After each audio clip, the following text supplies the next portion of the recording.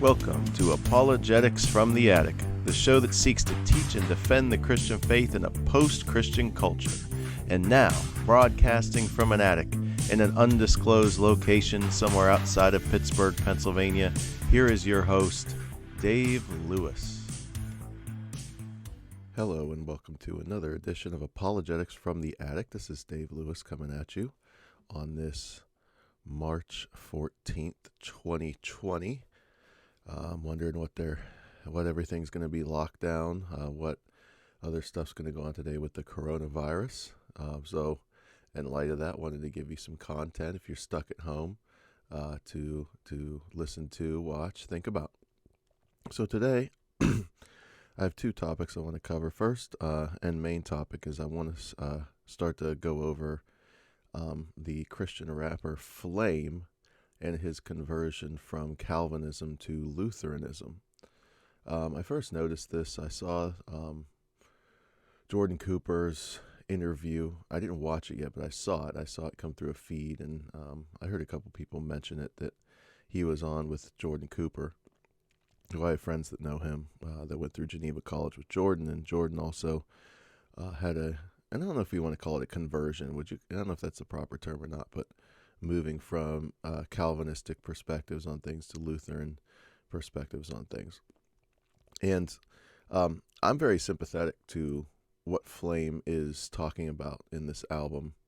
So he cut a new album, and Extra Nos. Now, I didn't know this album existed till I had gotten Apple Music back a few days ago. I think my credit card expired, and then the payment wasn't going through, and then I just didn't get it back.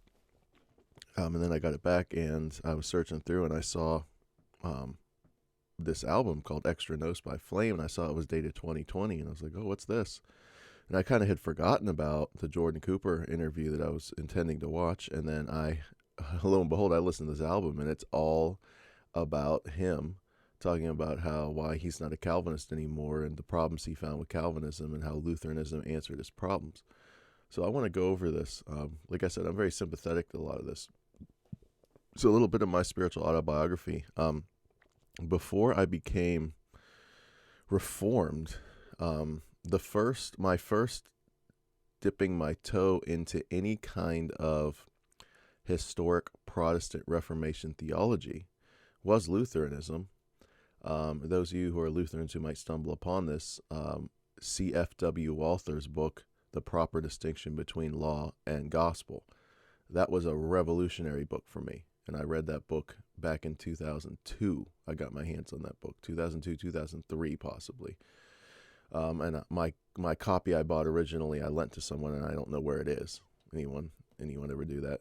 As you see behind me, I got a bunch of books, and I'll lend them out and then never get them back. But anyway, I don't forget who I lent it to either. I forget who I lent it to. But so, I have great sympathies with Lutheranism and a lot of their emphases, but I have some problems with Lutheranism too that we'll talk about. But I also think that Lutherans, let me go to my chart here. Lutherans have, even if you go back to episode 1 of Apologetics from the Attic under evangelical, and if you're watching, I have my Catholic evangelical, and I hope this isn't going to make this noise. If anyone can message me and know how to fix this, I get this audio interference every time I move my mouse. So if you're hearing it right now, I can't hear it like when I'm recording the screen. I can only hear it when I'm afterwards in post-production. But anyway, as far as representation of evangelical truth, especially sola fide, I agree that Lutherans are excellent at sola fide. So, and I'll show you that in a second. So let me go back here. I'm going to show you guys some of these things that I have collected over there. So this book right here, and some of you won't believe this, but this is a 1741. Yes, 1741, the year 1741 commentary of Luther on Galatians. So let me see if I can get the title page in the camera so you can take a look at it. Commentary on St. Paul's Epistle of Galatians. And if you can read Roman numerals, there's the Roman numerals. 1741. I got this for $1 at a seminary library that will remain unnamed so the librarian doesn't get in trouble, because this was put out to sell on this book sell table. And I even asked, do you know what this is? Yes. It's only $1. Yes. And I bought it. So I've had this for years. Love this commentary. It's amazing too. So I also have, and I've had this for years. I've studied this. I've read big chunks of it. The Book of Concord. So the Book of Concord is similar in function to Westminster Confession, the three forms of unity in the Reformed world. So this has some excellent material in it. And then I also got my hands years ago and read big chunks of this book, Christian Dogmatics by John Theodore Muller. And this was the systematic guy at Concordia Seminary, St. Louis, the Lutheran Church Missouri Synod's seminary. So I have a lot of material. I have a lot of, just to show you that, I just have a lot of experience with Lutheran theology proper, and I've read and studied quite a bit of it over the years. I mean, I would say that there was a point where I was leaning toward Lutheranism, 2005, 6, 7. I haven't really given my full-blown testimony. I struggled to fully accept Calvinism, Reformed theology in its full-orbed teachings for several years. I can't really pinpoint a date where I was like, oh, I'm a full-blown Calvinist now. But I know that I really had back and forths and struggles with it. And, so I'm almost at 8 minutes. I haven't even started this review yet. So I'll get into that another time. But yeah, I mean, so I have the lyrics. So I hope I don't get dinged for fair use here. And if I do, that'll be frustrating. But Flame, if you stumble upon this, or any of your people, I'm promoting the album. I mean, I recommend people get it. I think it's a great album, and I want to play a track here, and then I want to play the first two tracks. Track 1 is a song, and track 2 is a spoken word, interview or something that he explains some things. And I have the lyrics for the first song. And those of you who have no idea what Christian rap is and have never heard of Christian rap, you got to understand that this is one of the most powerful mediums to reach a certain segment of people. I mean, these guys have done mighty work for the kingdom of God in using beats and using these lyricists. They're lyricists. Flame is excellent. He has so many albums out, and he's reached so many people for Christ and through this music. So I and because there's many, uptight white guys who are like, the Christian rap, this is crazy. Like, what in the world is it? So maybe for some of you, this is the first time you've ever heard Christian rap. So Flame, also don't ding me for fair use, because I could be exposing your music to different people that have never even heard of Christian rap before, which I know you enjoy, connecting this message with people. So let's listen to this first song together. I think the sound quality is going to be good. I tested it before I got on. So let's see. Let's listen to this first. I'll pull the lyrics up while we're listening to it, so you can follow along. And then we'll go over and just see what. It's only 2 minutes and 13 seconds, so let's start. The Lord always brings you what you need. Right on time, too. I'm just thankful for the journey.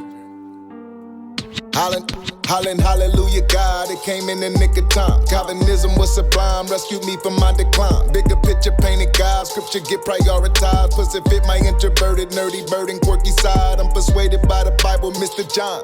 So does exegesis from Geneva, Switzerland. But it's crazy though, you put what you know to the fire. Tested systematics with other erudite paradigms. What you find great men who know Greek, Hebrew too. You find great women, well learned, outside of your group. Then them strong pillars, they used to stand, start to fall. Now you digging through the rubble, struggle to rebuild your walls. Hold up, I see scattered tulips. Come with me, I show you what I found. I be digging digging in the text. Funny what you find when you low to the ground. I see scattered tulips. Come with me, I'll show you what I found. I be digging in the text.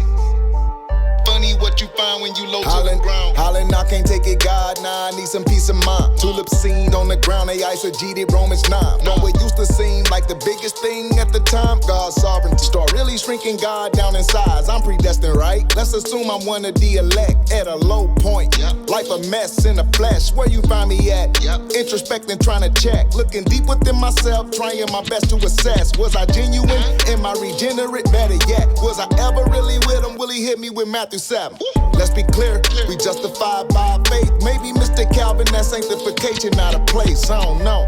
I see scattered tulips. Come with me, I'll show you what I found. I be digging in the text. Funny what you find when you low to the ground. I see scattered tulips. Come with me, I'll show you what I found. I be digging in the text. Funny what you find when you low to the ground. All right, well, there it is. So if that's your first experience of Christian rap, I either apologize or I'm thankful that you just got exposed to it. And I encourage you to get this album and listen to the whole thing. I don't know. We'll see where this series goes. I might review the whole album because he's got some interesting stuff he's going to say in the entire album. So this first song, I got the lyrics up if you're watching. Scattered tulips. So, of course, that's great. Scattered tulips. TULIP, if you're not familiar, is the acronym for the 5 points of Calvinism. First of all, this is a testimonial thing for him because, the theme of the album seems that he was at a low point in his life, questioning his salvation. So this is very important to understand. So it seems like he was struggling whether he was saved or not, because he was struggling with sin, and am I saved or not? Because isn't a true Christian not supposed to sin? And one of his big emphases is going to be that Calvinism overemphasizes looking introspectively, inwardly, to find evidence of whether you're regenerated, justified or not. And I think he's got a good point there. I think that's a point that Calvinists need to admit. So, for example, the classic one is Paul Washer. If you listen to certain Paul Washer sermons, I don't know if you've ever had this experience. You listen to certain Paul Washer sermons, and then you're like, "Yeah, I'm definitely not saved." If that's what it means to be saved, I'm not saved. Paul Washer just set the bar so high. My life does not reflect the fruit of regeneration that he just said I should have. So that definitely is a thing. So I'm looking at so let's just break down these lyrics of this song and see, what we can agree with and what we can disagree with. Hallelujah, God, it came in the nick of time. So this first part, he's giving props. He's giving to Calvinism. So becoming a Calvinist, Reformed theology, really at a certain time in his life, rescued him. He says, Calvinism came in the nick of time. Calvinism was sublime, rescued me from my decline. Bigger picture painted God, scripture got prioritized. Plus, it fit my introverted, nerdy, burden, quirky side.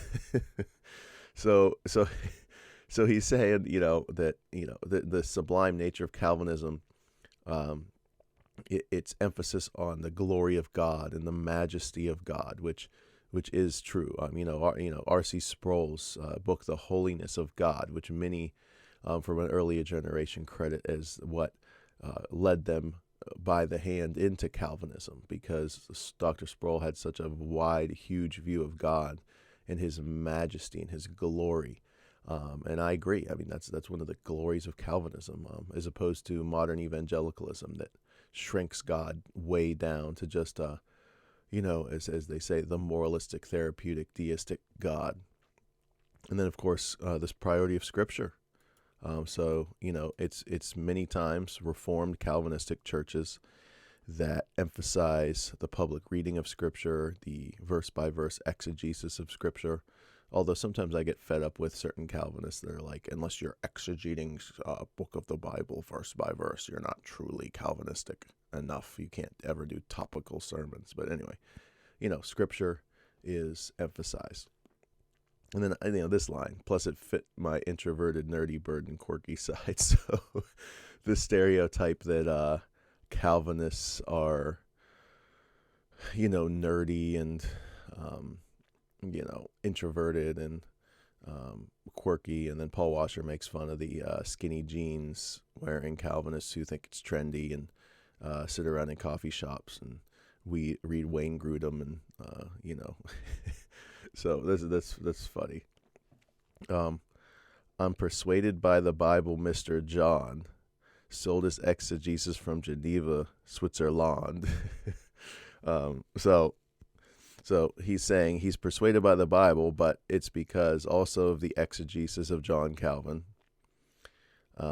But it's crazy that, okay, so he's giving credit to this. Calvinism was really used in his life instrumentally to bring him to a place where he, valued the sovereignty of God, the scriptures, and it really, it unlocked him as a human with some of his personality quirks and personality traits. So I've seen that too. I mean, there's some men that I've discipled personally that reform theology and systematic theology and the doctrines of grace. Like, they were in a hardcore addiction to heroin.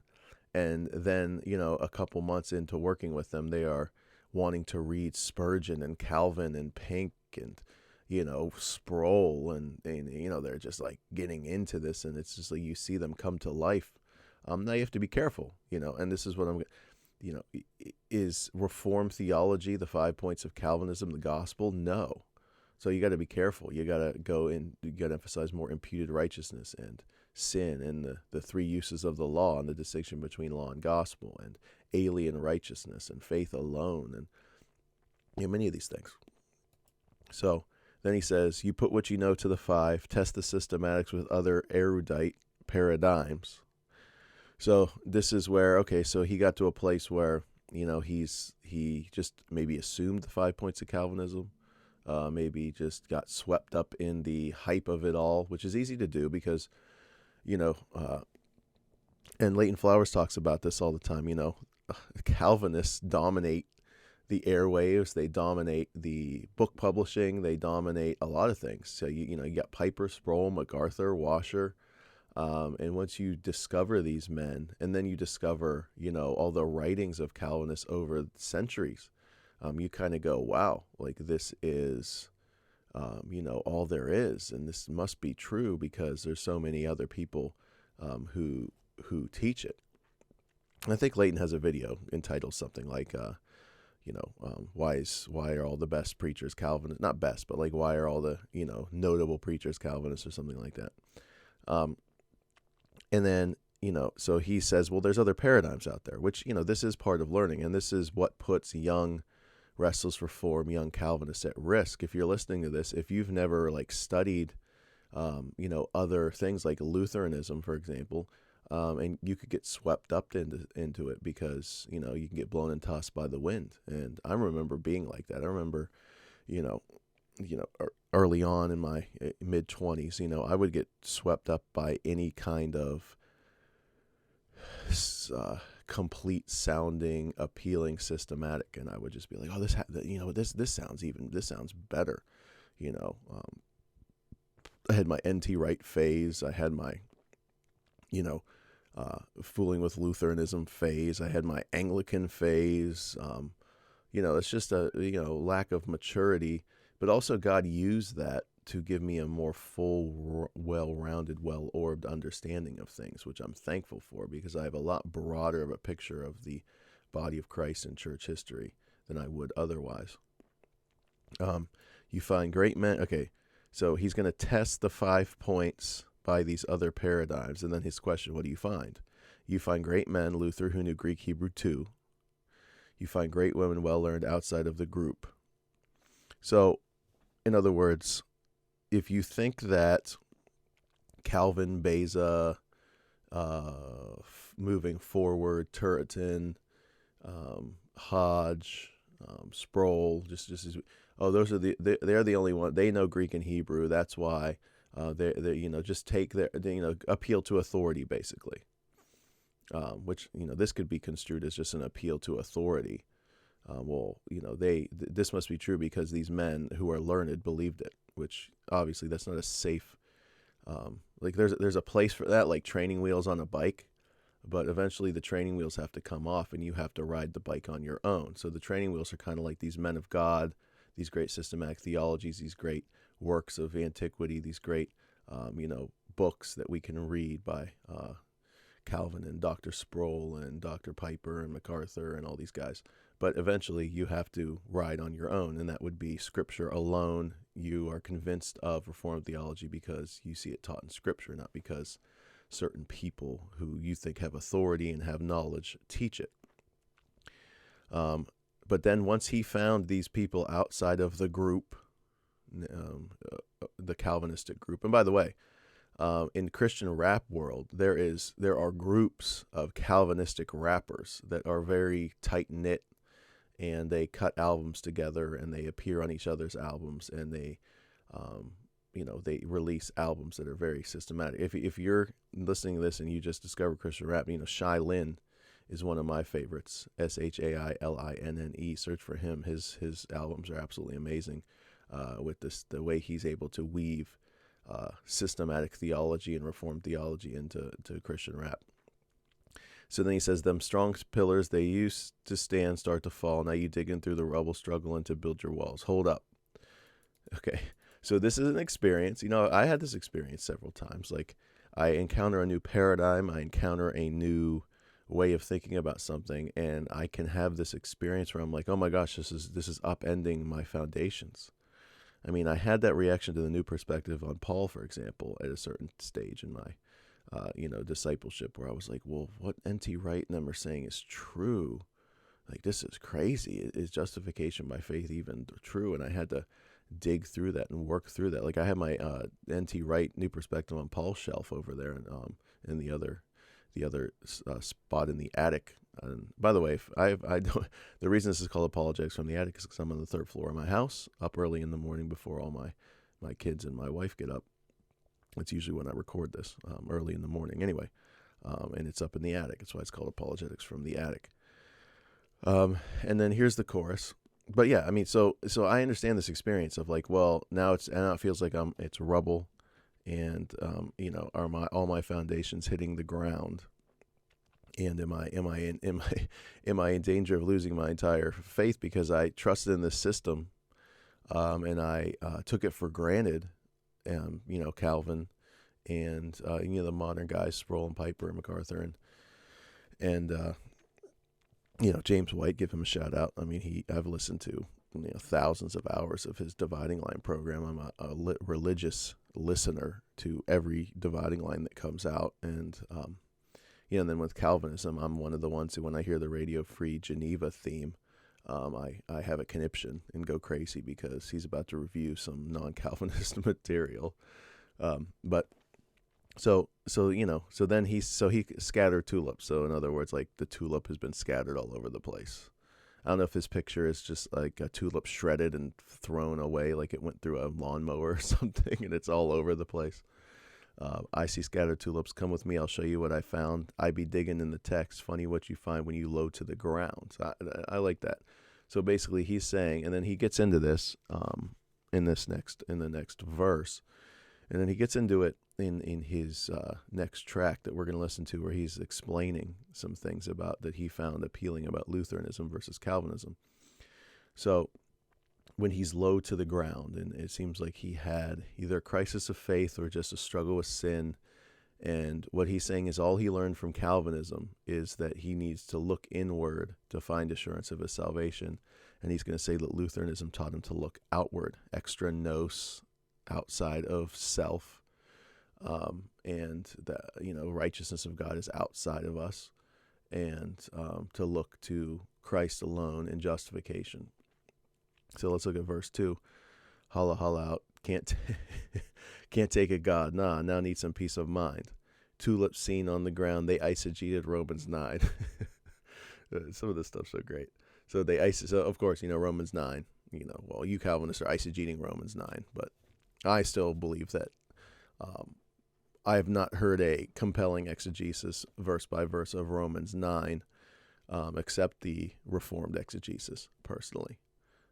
I don't think that a synergistic system, which that's going to be the debate as we go through here, is Lutheranism a synergistic system? And that's not as easy to answer as you would think. I think that conservative Lutheran scholars would admit that there, even in the Book of Concord and in the Lutheran history, there is a battle between the monergistic emphases of Luther and synergism brought in by Melanchthon. But anyway, so the eisegete of Romans 9. From what we used to seem like the biggest thing at the time, God's sovereignty started really shrinking God down in size. So he's saying that there was a point where he started questioning whether God's sovereignty is really the backbone of a systematic theology, whether God's sovereignty really is designed to bear the weight of that kind of a place in the doctrinal system. I think that's what he's saying. I mean, that's how I take it. And then, you'll hear this from I've heard Leighton Flowers say it. I've heard other synergists say it. You guys say you believe in God's sovereignty, but you're God who has to control things by EDD, exhaustive divine determinism. I just learned that term from Leighton being on his episode or his program last week. EDD, exhaustive divine determinism, and he wants to hammer that. But you guys, your God you claim he's sovereign, but how is he really sovereign? He has to meticulously control everything to get his way. Our God is more sovereign than yours because he actually has the sovereignty to give man freedom, which that sounds really like ingenious, but it's really doesn't make too much sense because, first of all, any system, and I keep harping this, any system that has a deity who creates the universe and knows what that universe is going to turn out to be before he creates, yet creates it anyway, he's still exercising sovereignty and control because he chose to create that specific universe. And it really doesn't make sense philosophically. It just doesn't. Biblically, there's a lot of mystery to this. So we're always bringing in philosophy, whether we want to admit it or not. But anyway, okay, so God's sovereignty started shrinking God down in size. I'm predestined, right? Let's assume I'm one of the elect. At a low point, life's a mess in the flesh. So the struggle with, am I predestined? Am I one of the elect? And this, what do they call it? The effervescence, the Calvinistic effervescence argument, like that I could actually not be one of the elect. The only way that I can know that I'm elect is in the secret will of God and the divine decree of God. This is a criticism of Calvinism that I've heard recently online, that if you go on the anti-Calvinist pages and you try to make some comments, they'll attack you with the effervescence argument, and they'll say, well, effervescence, like something that, what's that word? That word means like something like wafts, it wafts away. And, the only way I know that I'm the elect, that could leave me at any moment. And this is what they would say happened to Flame, is like he couldn't trust in, this is one of the major problems with Calvinism, they would say. It's because you can't know if you're one of the elect unless you're introspective. So at a low point, life's a mess in the flesh. Where you find me at, introspecting, trying to check, looking deep within myself, trying to best to assess, was I genuine? Am I regenerate? Better yet, was I ever really with them? Will he hit me with Matthew 7? Let's be clear, we justify by our faith. Maybe Mr. Calvin is sanctification out of place. I don't know. So I assume with Matthew 7, he's referring to Jesus saying that you'll know them by their fruits. I know that's what he's talking about. You'll know them by their fruits. He's talking about false prophets there, so we could go verse by, and we don't need to get into that, but I think he's probably just saying, well, look, Calvinists say you know them by their fruits. Was I genuine? Am I regenerate? So, what Flame is saying, and and we also need to listen to review the interview between him and Jordan Cooper. So this thing could be like 50-part series, which I don't want to make it that long. So I'll have to pick and choose what we review. But in this first song, he's setting it out in the album, and then he's going to explain. And these guys, the other thing you got to understand about these Reformed rappers is they're very meticulous on how they lay out their album. So you can't skip around tracks. You have to listen to the first track, second, third, in order, because they're going to tell a story. So he's laying out some of the groundwork for what he's going to continue to say in the rest of the album. So he's basically saying, am I really saved? Am I really regenerate? Am I one of the elect? Especially because my life's a mess. I'm in the flesh. I don't know what his particular sin struggle was, but where I work at the Drug Rehab Teen Challenge, we get a lot of men coming through who, came to Christ through our program and, had a fire for the Lord, and they fall back into their drug and alcohol addiction, and they fall into a horrible place. And one of the things we have to help them with is the assurance of their salvation. Now, it could be that they were never saved. But it could be that they are, and they're just backslidden, and they need to repent and, return to the Lord and embrace his forgiveness in a fresh way. That's the experiential thing. Now, my problem with Lutheranism, and he gets into this a little bit in the album, but my problem with Lutheranism is, okay, so if we're not going to say that, and I agree, there can be an overemphasis and an imbalanced extreme saying the only evidence of your salvation is the inward look, to look for fruit and look for life change. I agree that can be very imbalanced in Reformed theology. But what I would want to see answered is, well, in Lutheranism, what do you have? Well, many times you have sacramentalism. So in Lutheranism, how do you know you're saved? Well, you're baptized and you go to communion. So you're and they want this emphasis on external signs that are outside of you, objective. So they're really big on objective words of the gospel. So the gospel word is placed in outward and visible signs called the sacraments that you can taste, touch, feel with your senses. And there's a lot of appeal to this. I mean, there's part of me that thinks there's something to this. But this can become the other extreme is what I'm saying. So, okay, so there's a bunch of Calvinists running around saying, I know I'm saved because I have good works. And that's their main understanding of why they're saved. I'm sure that's true.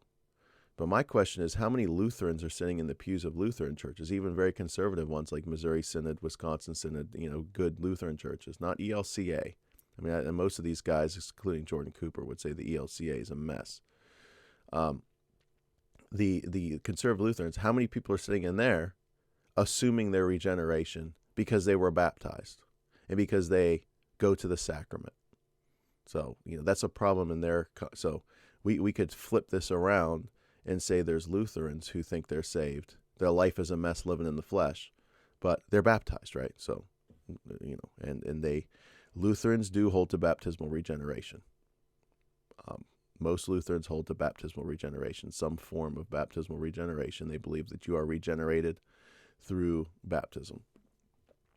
So there's the first song. He's laying out the context here for what he's going to do.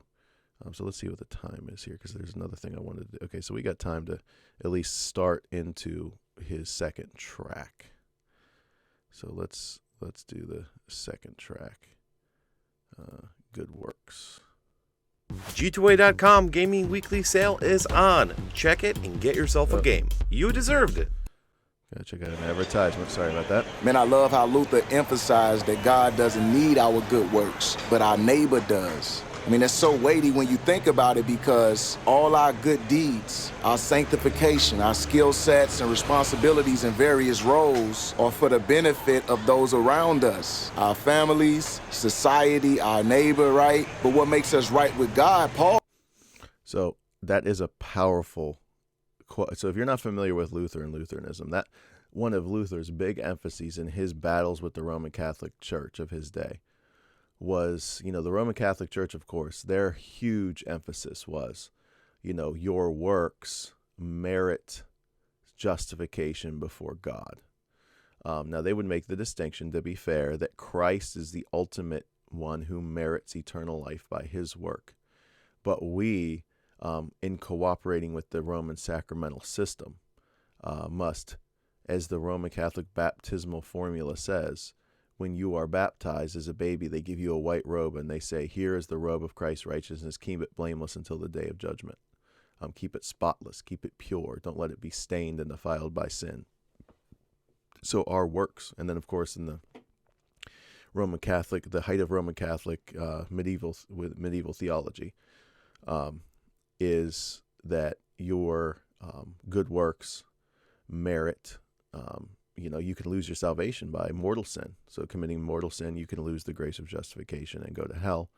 But there's also a way out of that through penance and things like that. So, Luther found himself trapped in a system that demanded that he produce works.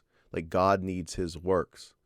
And Luther, of course, had the breakthrough that said, no, the righteousness that God demands is not a righteousness that I provide by my works. It's a righteousness that comes by Christ alone. Christ provides me with that righteousness. It's an alien righteousness. It's not an internally produced righteousness. And then, when Luther was asked, when he, even in his own mind, and then when he was asked, well, what about our good works then? Is there any role for good works? And then Luther's response was, yes, it's for my neighbor. My neighbor needs my good works. God doesn't need my good works. So in the matter of justification by faith alone, our works merit us nothing before holy God. So this is the emphasis of Lutheranism that, it is in Reformed theology too, by the way. Now, is it articulated in the same way in Calvinist circles as it is in Lutheran circles? No. I would agree with Flame if he's saying, I was a Calvinist for years and I never heard this distinction between God doesn't need my works, but my neighbor does. I agree. I don't hear that a lot. That's a Lutheran thing.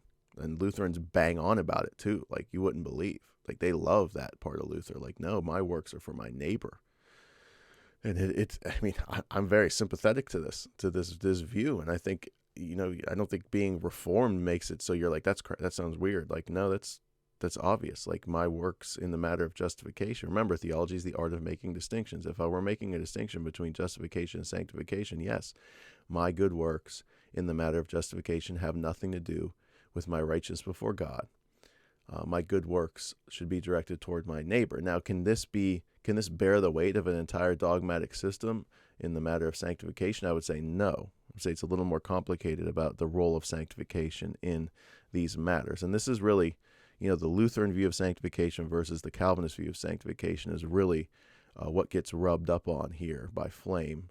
And I don't know if you've ever looked into the differences, but there are some differences, and then there's some radical Lutheran views of sanctification, like Gerhard Forde. I think you say Forde or Forde, Forde. Well, I've read a lot of him, and I've studied a lot of him. I have a lot of his books, where he has some very interesting insights on sanctification. So let's continue to listen here. Paul says is our faith. That's how we are made righteous and how we remain righteous in Christ. But when you blur those lines and start looking at your sanctification for assurance that you're right with God, a bunch of problems arise. First off, we end up filled with discouragement from constantly missing the mark. We can also end up filled with self-doubt from constantly applying subjective and arbitrary measures to assess our level of sanctification in order to determine whether or not we're justified. Or on the flip side. So, of course, I agree with this. I don't think this is all that a Calvinist or Reformed theology, a good, well-orbed, full-bodied one would say.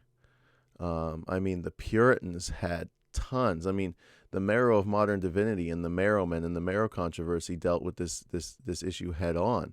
And the Marrowmen would never say that the main place you look for evidence of your justification is internally, and you look inwardly and look at your fruit and look at what's going on internally.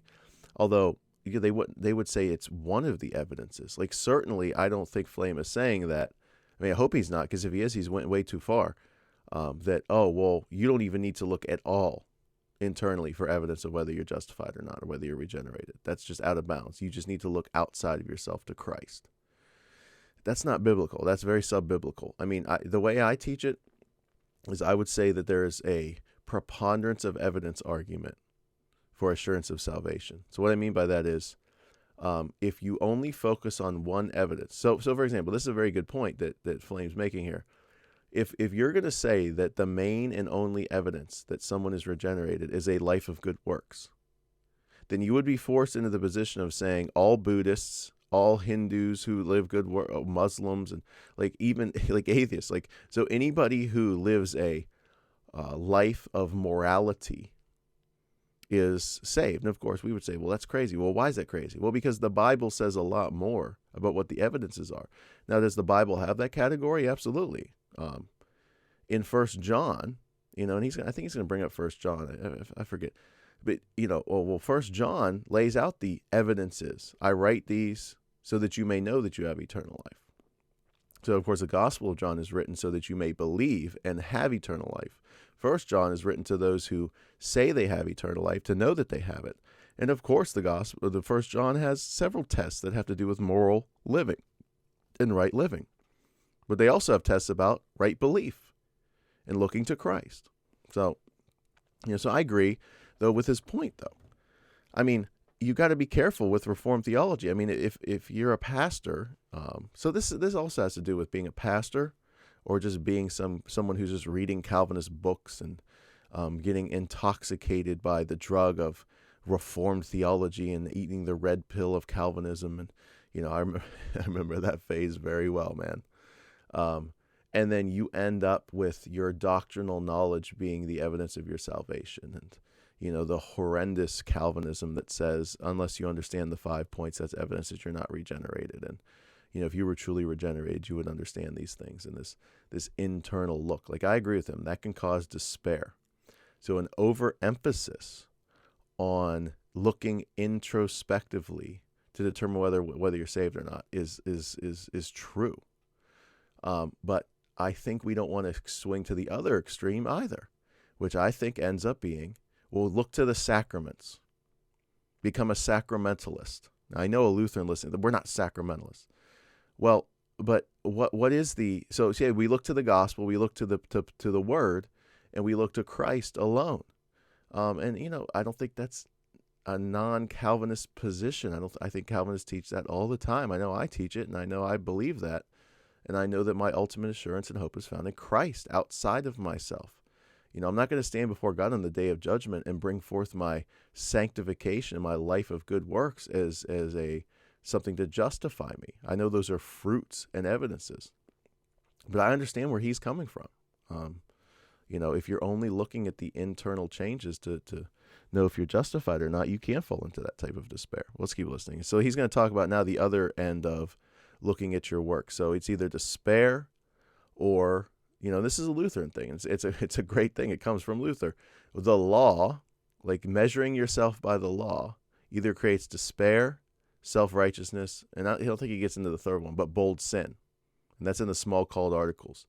Luther talks about the law will either give you despair, self-righteousness, or bold sin, which, the Lutheran understanding of the function of the law and their sophisticated way to look at it is way better than Reformed theology. Like I think, I just do. I just think their understanding of the law and the human psyche and how to use it in pastoral ministry is superior to a lot of Reformed theology.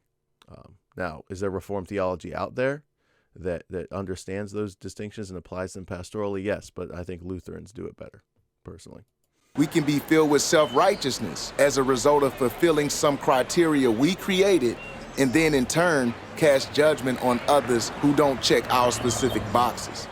This is a common experience, especially among Calvinists, because it flows from functionally placing sanctification above justification. This stems from the fact that, in general, for Calvinists, there is a primary emphasis on Godward obedience to the law, which perpetuates this inward focus. Luther, on the Okay, so I don't know if this is fair, but let's just understand what he's saying. He's saying that in Calvinism, functionally, we put sanctification over justification in terms of, the backbone of our system and our how we're made right with God and how do we know that we're saved? He's saying that, many times what Calvinists will do is they will say, well, the way you know that you're saved, the way you have evidence of salvation is your theological doctrinal knowledge and your life of good works. And he's saying that the reason for that systematically is because Calvinists put sanctification before justification. Now there's some powerful arguments you could level against Calvinism. So, for example, here's a copy of there's the man himself, John Calvin. Even in the Institutes, okay, Calvin places sanctification before justification in his ordering of Book 3 in the Institutes. And, there's many reasons for that. One of the reasons that historical scholars will tell you is because Calvin was trying to do an end around on his opponents who claimed that the Protestants were soft on good works.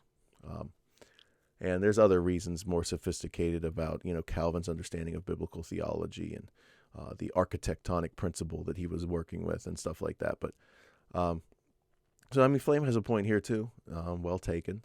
I don't think it's fair of all Calvinism. I think that there's Calvinists who completely understand what he's saying and safeguard against, which I would consider myself one of them. I never imply to men that I'm discipling, teaching, and preaching that the primary evidence of how you know you're saved is your good works. Because he's right. You can create an arbitrary... So you either can fall into despair because you're not keeping the law, you're struggling with sin, so I'm probably not saved, because shouldn't a saved person not have this struggle with sin? Or number two, he's right. Well, I am not struggling with sin, which is crazy.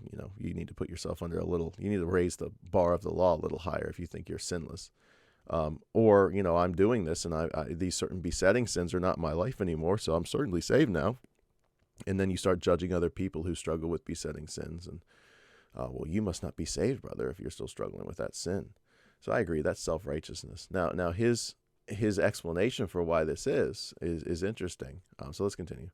On the other hand, places the perfect work of God in justification. Okay, so he's talking about Luther now, the Luther's emphasis. So he's saying the Calvinistic emphasis placed too much weight on sanctification and my good works as the evidence that I'm right before a holy God. And now let's see what he says Luther says. Over the incomplete process of sanctification, we ought to look extra nos, or outside of ourselves, towards the righteousness of faith, which is our justification, for assurance. This is where we find identity, stability, objectivity, and security. Luther is committed to justification truly being sola fide, meaning by faith alone. His primary emphasis is on serving your neighbor through your vocation. This emphasis helps to maintain the clear distinction between our identity being found in our righteousness of faith, which we receive from God, aka passive righteousness, versus our performance, or our active righteousness, which is righteousness we live out for the benefit of our neighbor. As Christians, we should seek both kinds of righteousness, but for different purposes.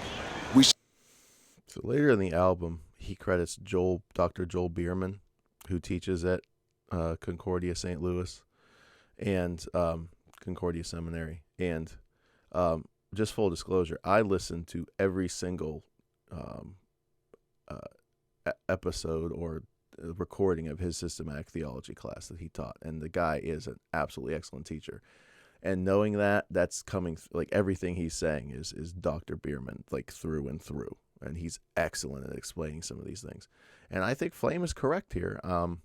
Now, whether this is, inherently non-Calvinistic way of looking at things, I would disagree with. So in other words, what I object to with some of Flame's language is, this is just not a Calvinistic way of looking at things. This is only Luther who taught this. I don't agree. And then we can get into whether Luther fully got away from sacramentalism. Because that's what I'm going to keep banging on about, is that so if we're just saying we look to the objective preached gospel and we trust in the promise of God, and like he's saying, the passive righteousness, these are important emphases that you don't hear in Reformed circles. It's true. I don't think it's a non-Reformed idea, but you don't hear it in Reformed Calvinistic circles. The distinction between active and passive righteousness, that is very important, what he just said. Okay, so the two kinds of righteousness, active and passive righteousness, extra nos, outside of self, which, by the way, Sproul talks about all the time. If you listen to Sproul is all about extra nos and alien righteousness. If anyone here has listened to Sproul and is into Sproul talks about Luther and Luther's understanding of justification all the time. But anyway, the active righteousness versus passive righteousness. So the righteousness that I have that avails before a holy God for my justification is purely passive, meaning I am just a receiver of it. I'm not active in it. In other words, I didn't make it, I didn't create it, I didn't contribute to it. Christ did that. Christ is the one who has that righteousness. He earned it. He merited it. He lived a perfect life in my place, and he is the law keeper. And I trust in his law keeping passively, meaning I'm not creating it, I'm not constructing it. I'm just an empty hand receiving that righteousness. So he's correct. And if you confuse these things, and by the way, the Westminster Confession warns us not to confuse these things. So this is not a Lutheran thing. It does say that you have to make the distinction between sanctification and justification. And it says you can't, what does it say? It has good language. It says you can't separate them, but you can't confuse them either. So confusing justification and sanctification is dangerous. I mean, I agree. I mean, it's nothing I'm going to disagree with some of this stuff. He's right. If this is the emphasis, then it can lead to despair or self-righteousness. And we need to find our assurance of salvation and our evidence of salvation primarily in the fact that we are trusting in the Lord Jesus Christ. And in Lutheranism, because what I can hear a Lutheran saying is, yeah, but you Calvinists, even in that category of just repentance and faith, you look inwardly to see if you have fruits of repentance and faith. And well, what do you Lutherans do? Well, we look to outside of ourselves to our baptism and our taking of the Lord's Supper. So the hearing of the preached gospel and the visible signs of the gospel, the tangible signs, water and bread and wine, those reassure us of our favor with God because the gospel is placed in them. So they try to make a distinction between, like, whereas in Roman Catholicism, the Roman Catholicism would say that grace itself is placed in the sacraments, so that it's actually a channel of grace. Lutherans don't agree with that. They reject the ex operato sacerdotal priesthood that controls and administers the sacraments, and grace only comes through them. They reject that. They're fully Protestant in the sense of they reject that. But yet they still want to maintain that the sacraments they are a means of grace in the sense of that they are something that communicates the grace to you. And they will be real big on it is the body and blood of Christ. It is the actual body and blood of Christ, consubstantiated. It doesn't mean that it, even Roman Catholicism doesn't believe that if you put the host into DNA, you gave it to a scientist, they would find the DNA of Christ or something, or it would actually be tested as human flesh. It's still bread. It's the accidents versus substance distinction. We don't need to get into all that. But yeah, I mean, but back to this point, it's hard to disagree that there is a overemphasis of subjective understandings of my righteousness before God, experientially. Now, maybe I understand that, my only righteousness is from Christ, and he's my only source of righteousness, imputed righteousness, the category of justification by faith alone. But you're right. But he's right. I mean, like I said, Paul Washer is a great example of this. I love Paul Washer, but some Paul Washer sermons make you think you're not even saved because you don't have the same passion he's requiring you to have. And you're not willing to do what he's saying you should do as a Christian. You're not, and you can walk away from a Paul Washer sermon. I wonder if Flame ever had that experience, listening to Paul Washer, for example, because I'm sure he did, and go, man, I'm probably not even saved. If this is the standard, I'm probably not even saved at all. Let's finish this out because I don't like to go more than an hour, and I want to review a quick clip. Should guard against our good works becoming the basis for our righteousness before God. And we should guard against our righteousness of faith being used to eliminate the need for good works. Our good works have value here on earth, coram mundo, but it does not justify us before God, coram deo. It is vital that we keep these separate. And I like that distinction too, coram deo versus coram mundo. So before God, before the face of God, before the face of men. And of course, the debates between James 2, what's it mean that we're justified by works? Well, we're justified before men, not before God. So that's an important distinction as well. Coram mundo, coram deo. So, I mean, as this album unfolds and these things unfold, we got to be careful for an imbalanced view on the other side. So what is so I agree with him. And I don't think this is non-Calvinistic. I think maybe he just didn't hear this, and I wouldn't be surprised if he didn't, because you don't hear this in a lot of Calvinist circles. But I know I preach and teach it like crazy. Our only source of righteousness, our only source of ultimate assurance is in Christ alone, extra nos, alien righteousness outside of ourself. It can't be found from within. I don't have any disagreement there. But to say that I would go to full-blown Lutheranism in order to achieve that, I don't know, because, there's a lot of things about Lutheran theology. And I'm sure as apologetics from the Attic episodes and people respond to this, will unfold on some of what I think Lutheranism lacks. But, I want to say Flame did a great job there, and I think that was good. So I'm hoping this isn't making this interference, but let's just try to click over here. So here, this is Frank Turek. So, when I asked Leighton Flowers when I was on his episode, about what is his explanation for the problem of evil and his theodicy, he talks about the free will defense. So here's a clip I came through my Facebook feed. Frank Turek, an apologist. And I love how this is set up because it's this young girl who asks this question is great. And this is one of the questions that Arminians and synergists really struggle to answer. Because they want to say, well, you Calvinists, God predestines people to hell, and it's completely ridiculous, and it's exhaustive divine determinism, and they could do nothing other than that. But in any theistic system where God has perfect foreknowledge of the future, it's also a problem for them. So listen to how this girl asked this question. Let's check this out. Happen? Yeah. He always gives people... Hold on, let me go back. All right, here we go from the beginning. My question is, how God knows everything before it happens, what will happen? Yeah. He always gives people a chance to choose if they want to go to with him in heaven or hell. Yeah. I don't understand why he makes people if he already knows if they're going to choose to go to hell and just throw it away. I think we're out of time. That is a great question. That's hilarious.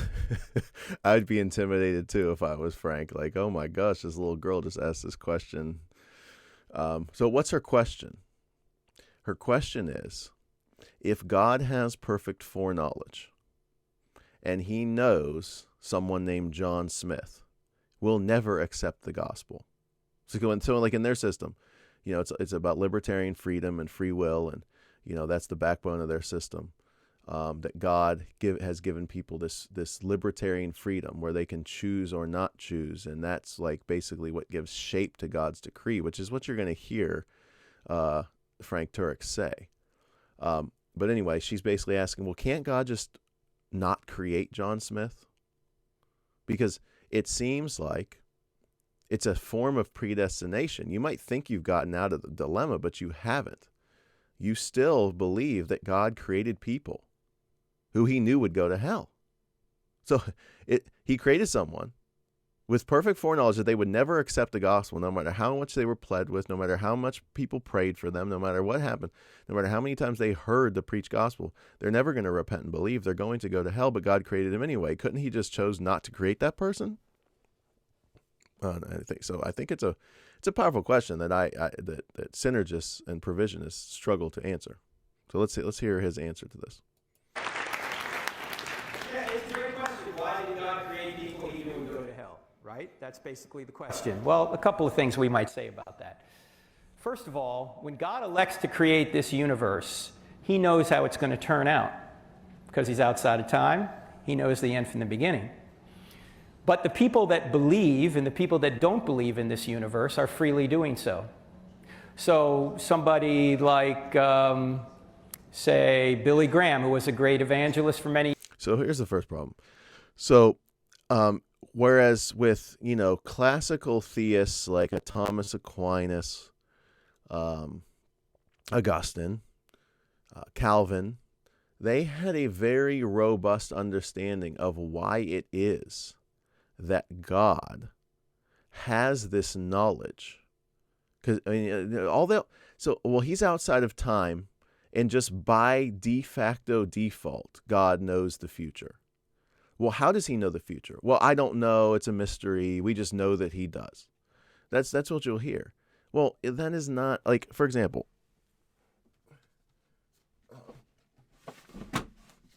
I'm dropping stuff here, sorry. So for example, John Frame, like, look how thick this book is. This whole book, The Doctrine of God, he goes over, how it's a lot deeper than just, well, let's just say that God knows the future because he's timeless and he's outside of time.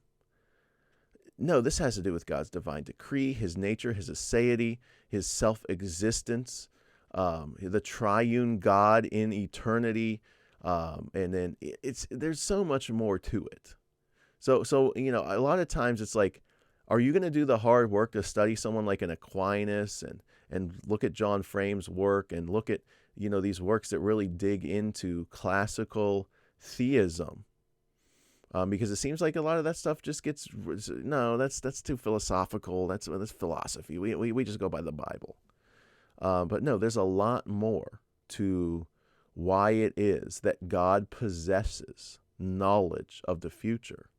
And it's because that he is the sovereign, almighty God who gives shape to his creation by divine decree. Because here's what Frank Turek's going to end up saying. Why is the fabric of creation and the unfolding of God's redemptive plan take the shape it does? Because of man's free will. Not God's divine decree, man's free will. Man's free will and his libertarian free choices, God has to take into account. And God has to, look at my video called William Lane Craig and the Matrix. God is like the architect in the Matrix trilogy. That's their view of God, is that God has pretty good control over things like the architect in the Matrix is controlling the people. But the one thing he can't control is free will, choice. He can't predict or control all choice. So in this system that Frank Turek and Leighton Flowers and William Lane Craig and these guys have, the future is shaped. The fabric of this situation of who goes to heaven, who goes to hell, is shaped by not God's decree, not God's plan, but human free will. Human free will determines what creation looks like. And he's going to actually say, like William Lane Craig does, I don't know if he's a Molinist or not, Frank Turek, but that God could not have created a universe where everyone was saved. It's logically possible, but not feasible, and all these distinctions that get made. So basically, God couldn't create a universe where everyone was saved. Nope, he's not able to do that. Like, I've just never understood that. Like, what do you mean he's not able to do it? Like, he couldn't do that? Human free will, is that determinative of the nature and character of God? I don't think so, but this is what they'll say. Years, God knew when he created the universe Billy Graham would believe. He also knew that somebody like Richard Dawkins wouldn't believe. But he didn't force them to believe or not to believe. But wait a minute. Before he created them, they didn't have existence. So what do you mean he didn't force them to do anything? They didn't have existence. Like, we're talking about from all eternity, which admittedly, we all have to admit this is a mysterious thing. To even speak in this language is not, like, to try to use categories of time to speak of God dwelling in eternity. But what do you mean he didn't force him to do anything? Sir, God's knowledge preceded the creation event. So God, before he creates, it's not like Billy Graham has some independent existence outside of God, and God is looking at that, considering that before he creates. This is the whole problem. It's called the grounding objection. So there's these beings that God is considering creating that have some independent existence. Like, I don't get it. I don't get it. I'm out of time here, but let me wrap this up. We're over an hour. He allowed them to make their own choice. Now, is it possible God could have created a universe where everyone believed? Yes, it's possible, but probably not logically. It's logically possible, but probably not actually achievable. Because if God has truly given people free will, then they're going to make their own choice. And I don't know about you, but I don't always choose God. Maybe you do. You're so innocent. But I don't always choose God. And I would have fallen just like Adam fell if it was just me. So I think people inevitably will fall away from God, but some people don't want to be redeemed by God. The second thing we might... That was just a massive contradiction. So wait a minute. So God's given us free will to choose whether we're going to accept or reject him, and that's like the backbone of your system. Yet you admit that you don't choose God, so why do you choose God? Is it God's grace working in your life? He would probably say yes. Well, did God predetermine to work that grace into your life, or are you making that grace work because you're choosing to seek God? Like, this is just this system is so contradictory. This is why synergists and provisionists just, to me, utterly faceplant when they're asked these questions. Like, this just has no coherence to it. Like, that part of it really made it incoherent. And then did you hear what he said? God could not, even if he wanted to, create a universe where everyone's saved. Like, that says a lot about their system. So that is just a compromising of the aseity, the sovereignty, the majesty, the independence of God. It just really is. It's just a massive compromise on the nature and character of God. And thank the Lord that they're not consistent with this type of view, because it really becomes just like almost functional deism. I'd say about that is that God still gets his free will done through people who don't believe in him, or his will done through people who don't believe in him. How? Richard Dawkins, for example, writes... Oh, did you see that little slip? God gets his free will done. So we as Reformed theologians would say that God is the only being in the universe who truly has libertarian free will. We don't. We have creaturely free will, creaturely freedom. A book. A Christian reads a book and goes, wow, I never thought of that argument. I better go get an answer to it. It forces the Christian to actually become closer to God by reading what atheists write. In fact, the more I read atheists, the more I'm convinced that Christianity is true, because I think their arguments are so poor. Thirdly, none of us would be here if it wasn't for atheists. Why? Because not everybody in my bloodline is a Christian.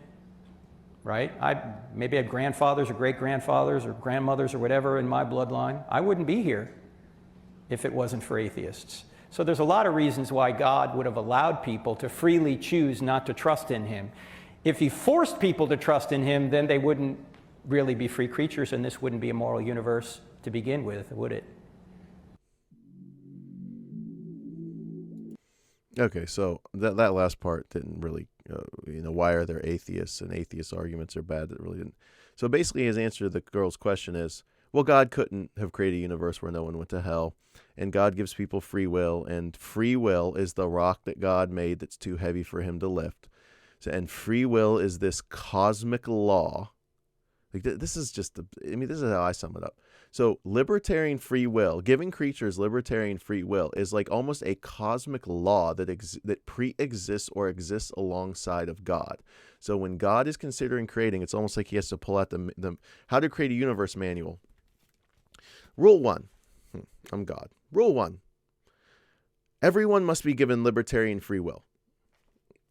And it's like, oh, okay, I got it. That has to be part of the triune God from all eternity saying to one another, well, guys, before we create this universe, we're going to have to give everyone libertarian free will. That's just the way it is. It limits our possibilities of the possible universes we could create. So the libertarian free will and the desire to protect it at all costs is just one of the biggest functional problems of the system of these systems. And I think that was borne out very well in Frank Turek's response to that little girl. So thank you for joining us for another edition of Apologetics from the Attic. If you've listened this far, thank you for your support. Thank you for listening to this content. And check out our website, apologeticsfromtheattic.com, for all the latest blog post resources, all the videos, and also subscribe on iTunes. Thank you, and God bless.